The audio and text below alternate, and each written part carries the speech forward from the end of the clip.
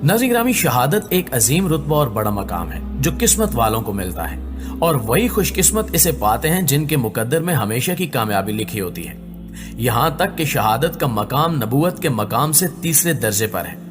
अल्लाह ताला का इरशाद गरामी है कि जो लोग अल्लाह की राह में कत्ल किए गए उनको मुर्दा न समझो, बल्कि वो जिंदा है और अपने परवरदिगार के मुकर्रब हैं, खाते पीते हैं, खुश हैं इस चीज से जो उनको अल्लाह ताला ने अपने फजल से अता फरमाई, और जो लोग उनके पास नहीं पहुंचे उनसे पीछे रह गए हैं। इनकी भी इस हालत पर वो खुश होते हैं कि इन पर भी किसी तरह का खौफ वाक़या होने वाला नहीं है और न वो मगमूम होंगे। वो खुश होते हैं अल्लाह की नेमत और फजल से और इस बात से कि अल्लाह ताला ईमान वालों का अजर जाया नहीं फरमाता।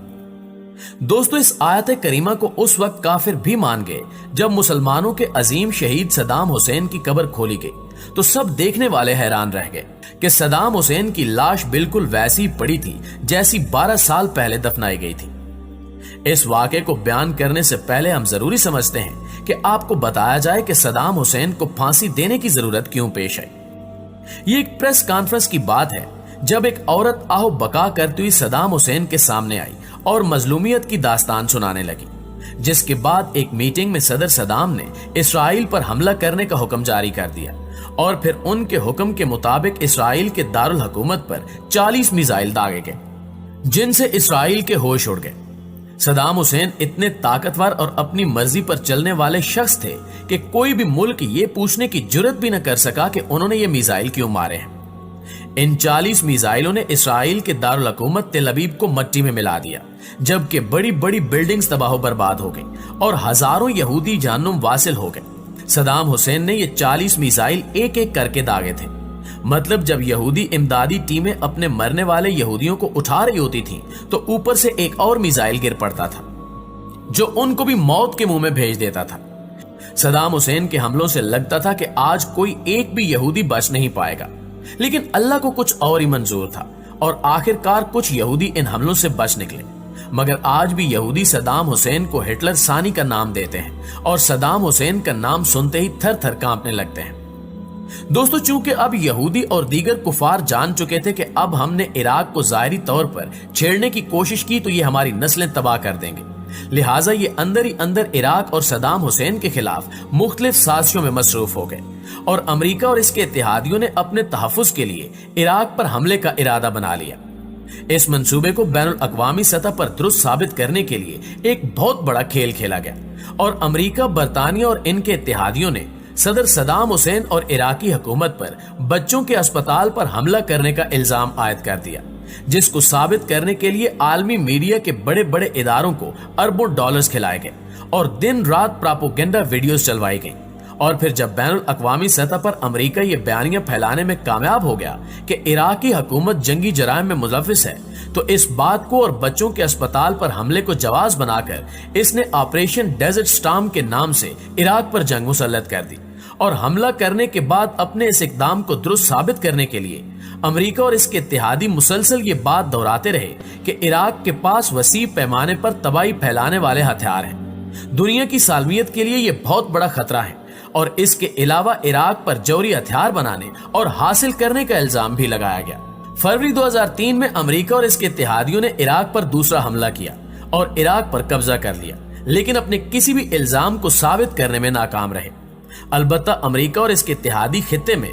अपने मुफादात को तहफ़्फ़ुज़ फराहम करने में कामयाब हो गए। इस कब्जे के बाद 14 दिसंबर 2003 में सदाम हुसैन गिरफ्तार हुआ, जिसके बाद उस पर 148 अफराद के कत्ल का इल्जाम लगाकर मुकदमा बनाया गया और इराक में अमेरिका के ज़ेरे असर अदालत में सदाम हुसैन के मुकदमे की समाअत का आगाज हुआ, जहां सदाम हुसैन ने उस अदालत को एक अमेरिकी कब्जे का हथियार करार दिया।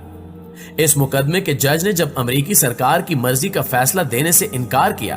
तो उस जज को मुल्जिम से हमदर्दी रखने के इल्जाम में बरतरफ कर दिया गया और एक नया जज आ गया, जिसने मुकदमे के आखिरी मराहिल की समाअत की। जबकि इस तमाम तर अदालती कार्रवाई के दौरान सदाम हुसैन अमेरिकी तहवील में रहे और मुकदमे की समाअत के दौरान सदाम हुसैन के 3 वकीलों को भी कत्ल किया गया,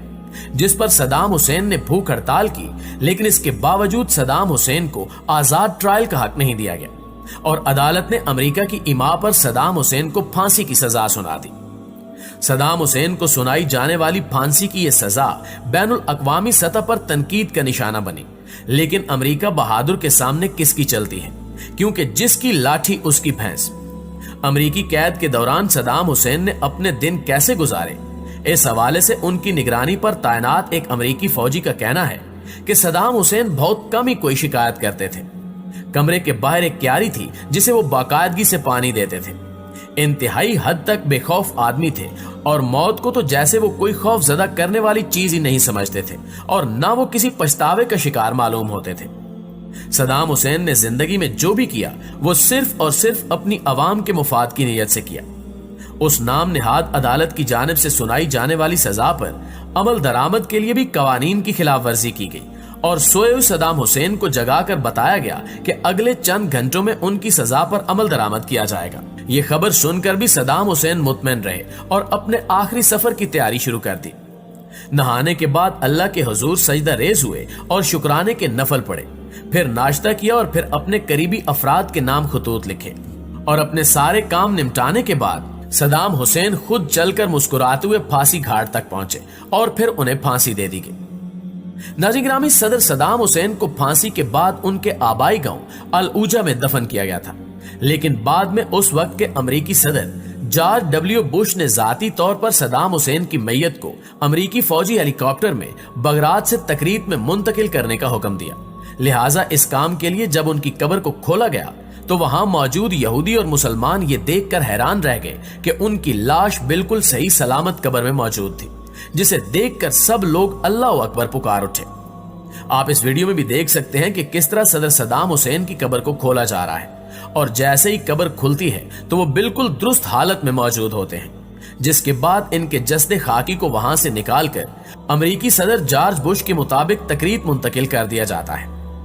दोस्तों, ये भी कहा जाता है कि एक मकामी मुसल्लह ग्रुप अल हशद उल शाबी के मुताबिक साबिक सदर के मकबरे को उस वक्त एक इराकी फिजाई हमले में तबाह कर दिया गया था जब दाइश की जानिब से उसकी छत पर निशाना बाजों को तैनात किया गया, इसलिए उनकी मैयत निकाली गई, जबकि उनके ही जंगजुओं में से एक का ख्याल है कि सदाम हुसैन की जिला वतन बेटी हाला एक प्राइवेट तैयारे में यहाँ आई और अपने वालिद की मैयत को उर्दन ले गई।